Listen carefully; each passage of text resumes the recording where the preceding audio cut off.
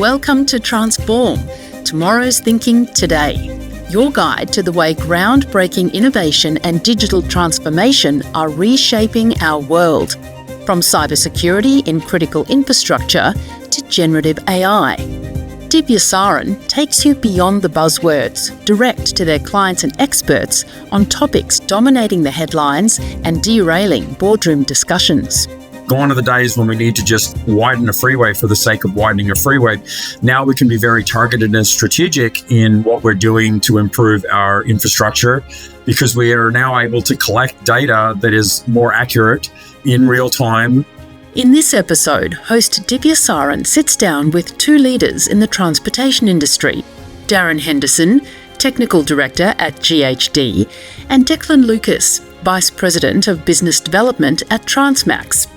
Together, they explore the urgent challenges facing global transport systems. Over to Divya to kick things off. Welcome back to Transform. Today I have two guests who are seasoned experts in the transportation industry, and we're really going to be focusing on a couple of challenges that we're noticing around the world. We know that communities are facing limited access to reliable and affordable public transport, rising emissions, and safety concerns. And we know that change is already underway, given that digital technology is shaping the way we move, how we plan, and how we connect. So we're going to explore technology, collaboration, courageous leadership, and how those things are driving transformation in the transport sector. Welcome, Declan. Welcome, Darren. Darren, would you like to do a quick hello? Hi, I'm Darren Henderson. I am a technical director with GHD, specializing in freeway operations and advanced traffic management systems. Declan, would you like to do a quick hello? Hi, I'm Declan Lucas from Transmax. I'm Vice President of Business Development based here in Brisbane, Australia. Welcome both. Welcome both. So before we get started, I always like to ask one question just to break the ice. I'd like both of you to describe the future of transport, but only using one word. Darren? Optimization. Oh, interesting. Declan, what about you? I think it's got to be collaboration. I'm eager to hear both of those things in our discussion today.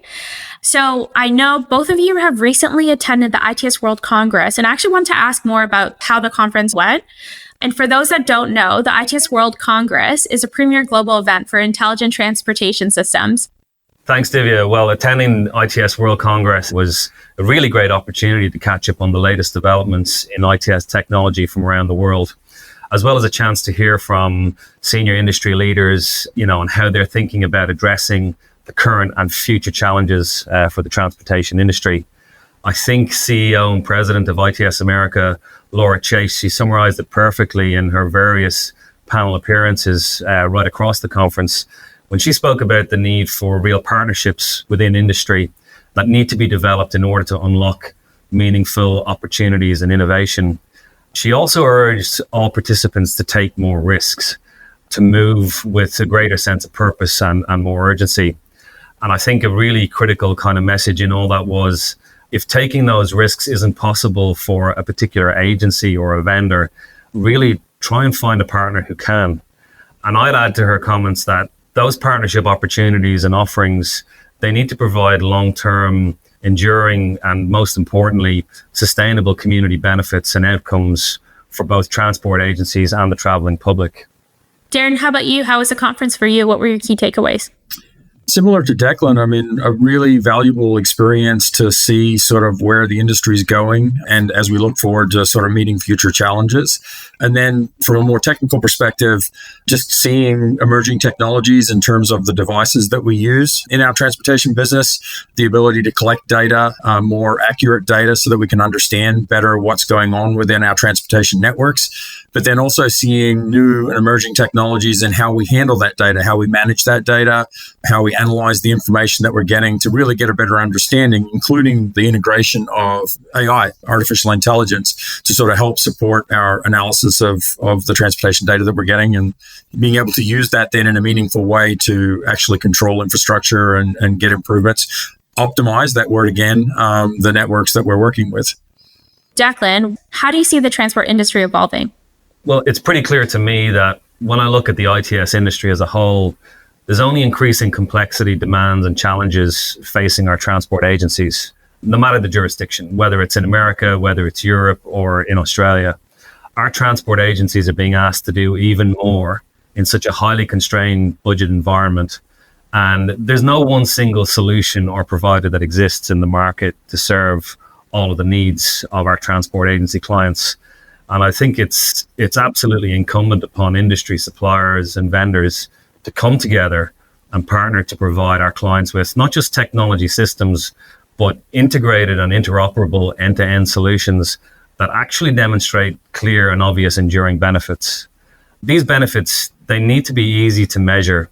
We need to help the transport agencies to more easily justify the investments that they are making in their transport infrastructure and networks. Basically, ITS industry suppliers and vendors really must look to work with transport agencies to break down the silos and collaborate better, as well as we got to share more data, and we need to share it in a meaningful way. We heard the word collaboration. Darren, what about you? How do you see the transport industry evolving on your end? Information. I mean, as Declan said, the transportation agencies that we work with, and this is universal, have less and less resources to respond to more and more needs. I think, collectively as an industry, we understand that we're not going to be able to build our way out of the demands that we have. So we have to focus on other strategies that can help us to optimize and get better productivity out of the infrastructure that we already have, that we've already invested in. And so, very clearly, the industry is going in the direction of using ITS, the tools that intelligent transportation systems provide us, to better understand how our systems are performing and then be able to implement solutions that can help optimize how they perform and get better productivity out of those investments. And I think that's, very clearly where the industry is headed. I think one thing that stuck out to me was this idea of real-time data. And we know with digital technology, it's already driving a much needed change in the transport sector. But when it comes to safety and reliability, the stakes are high. So Declan, what role does specifically real-time data play in enhancing safety and reliability in transport systems? So Divya, real-time data is absolutely foundational to enhancing both safety and reliability in intelligent transportation systems. For example, if we consider emergency response and incident management on a freeway, our Streams platform processes real-time incident alerts, vehicle crash data, roadway conditions, and other situational awareness data. And these are shared with emergency management centers and first responders. And this helps to significantly speed up incident detection and dispatch.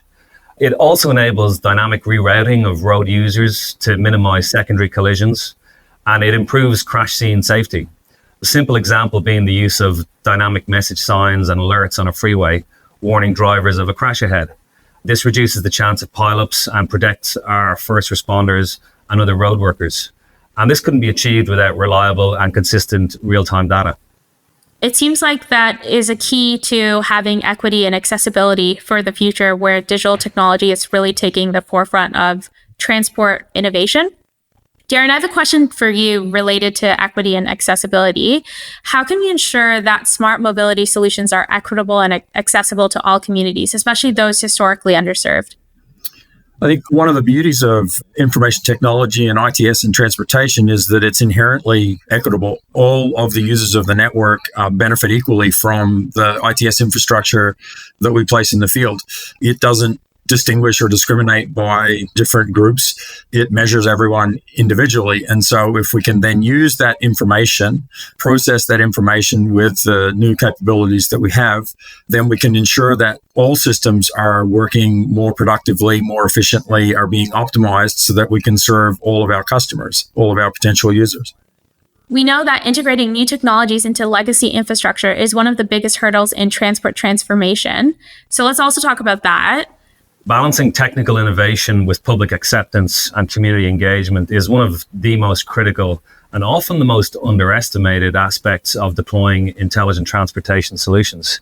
For me, some of the ways to ensure that you get that balance right are by engaging early and often with the community.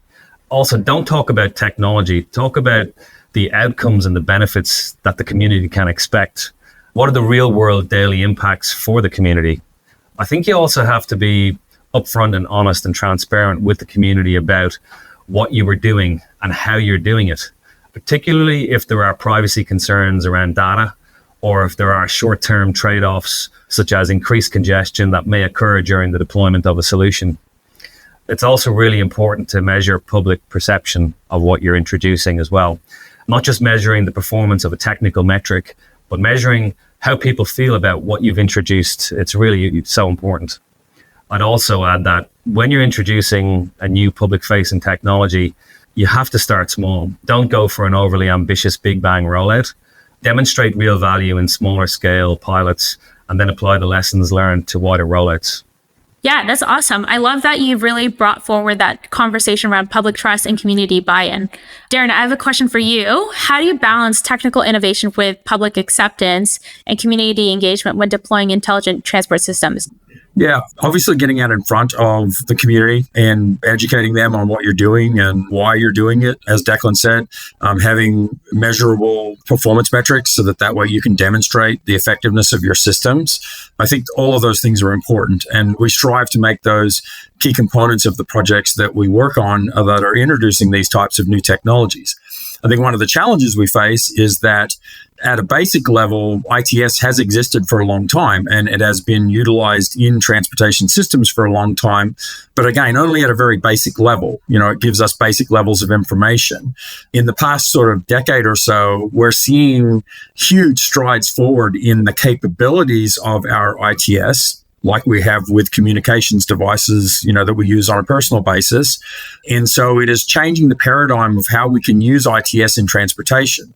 But because of this sort of foundational experience with ITS, just basic traffic signals or basic vehicle detection, agencies, the public feel like they have an understanding of what it is that we're doing. And so we often are faced with the challenge of distinguishing new approaches from the old legacy approaches and having them understand why these things are different, how they can work better and be more effective at resolving some of the transportation problems that we have. So it's really changing the paradigm, changing how we use information technologies, ITS, to improve the transportation system, significantly differently from the way we've used them in the past. Darren, I love that you talked about this idea of sharing the why, the purpose behind the projects and how they're evolving. Could you share some examples?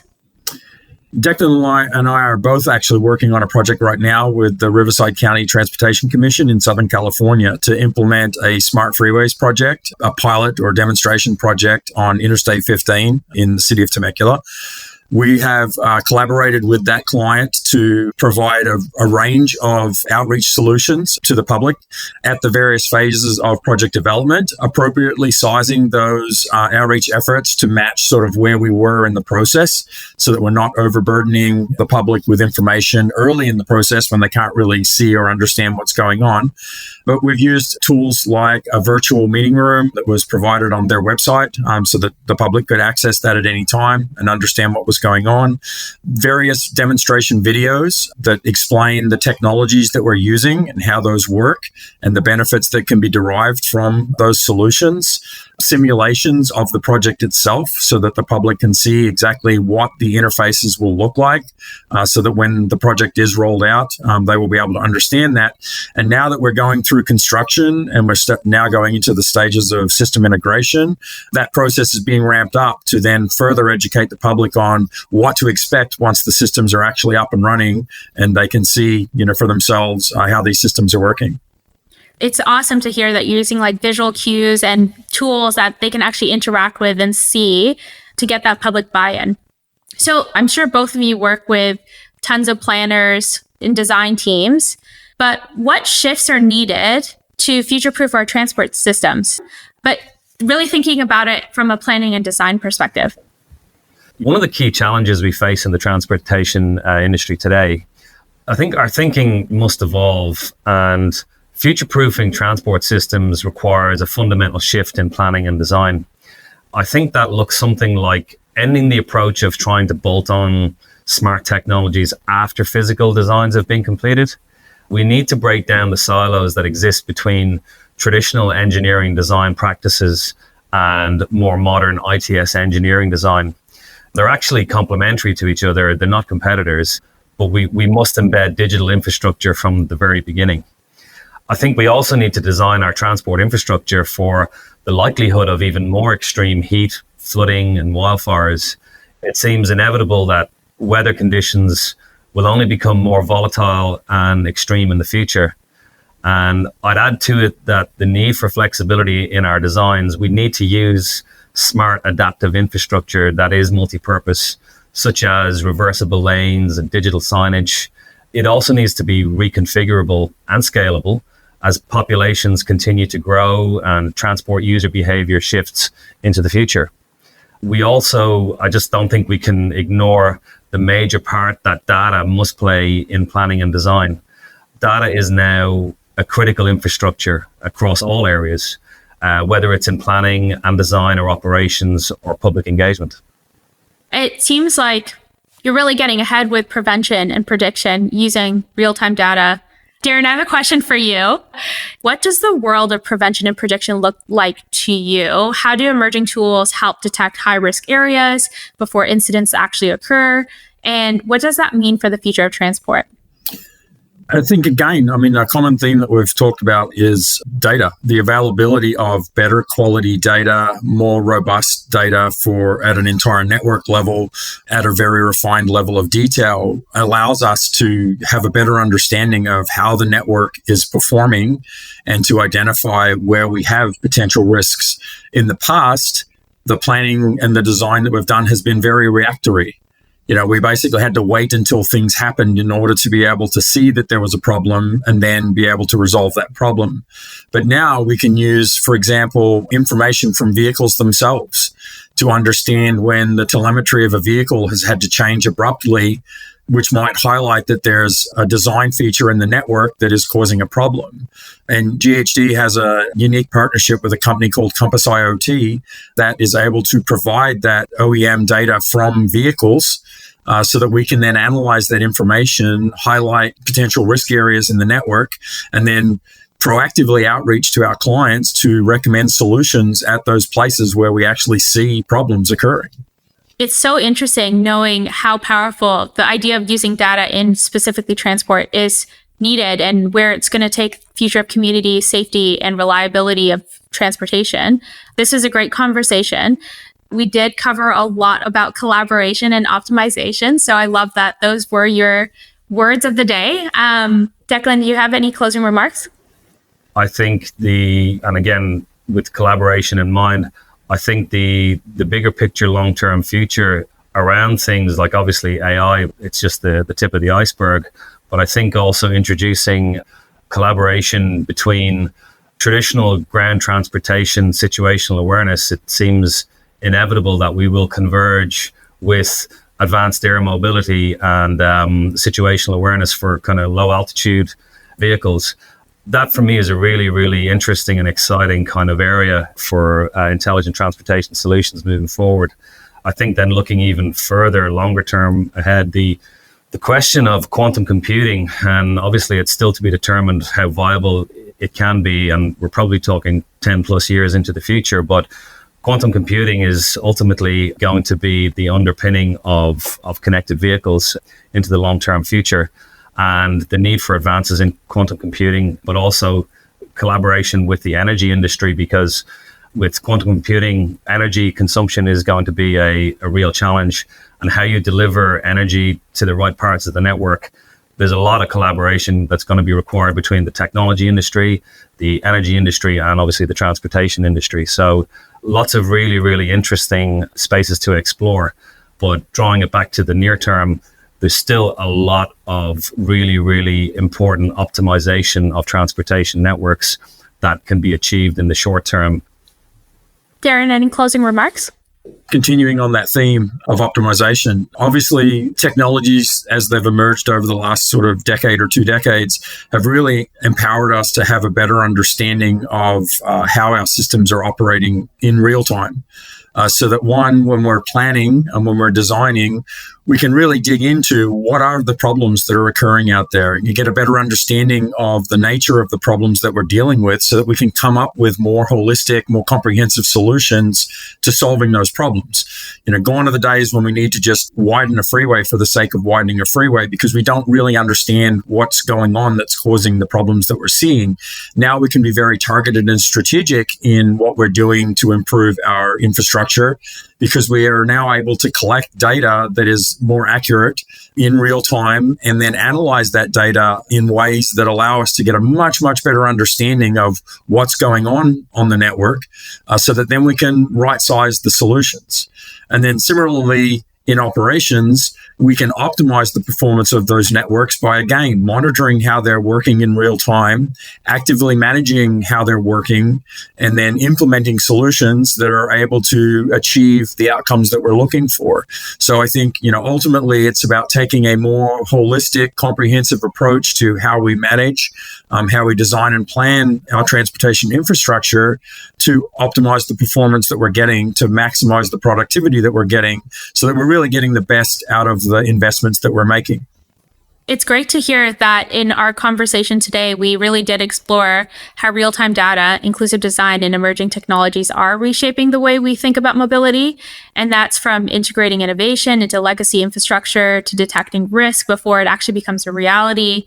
And it's clear that the future of transport depends on this form of cross-industry collaboration, bold thinking, and having that idea of equity at the upfront of the design. So as we look ahead, I think the challenge isn't about deploying smarter systems, to Darren and Declan, what you both have shared today. It's really about designing those transport networks that serve everyone across every generation. Thanks for joining us today. Thank you, Declan, for being here. Thanks, Divya. It's been a pleasure. Thank you for having me. And thank you, Darren, for joining us today. Thanks for having me. It's been a real pleasure. It's been a very enjoyable conversation. You've been listening to Transform, Tomorrow's Thinking Today, a podcast for GHD produced by Sound Cartel. Follow Transform free on Apple Podcasts, Spotify, or wherever you listen to podcasts.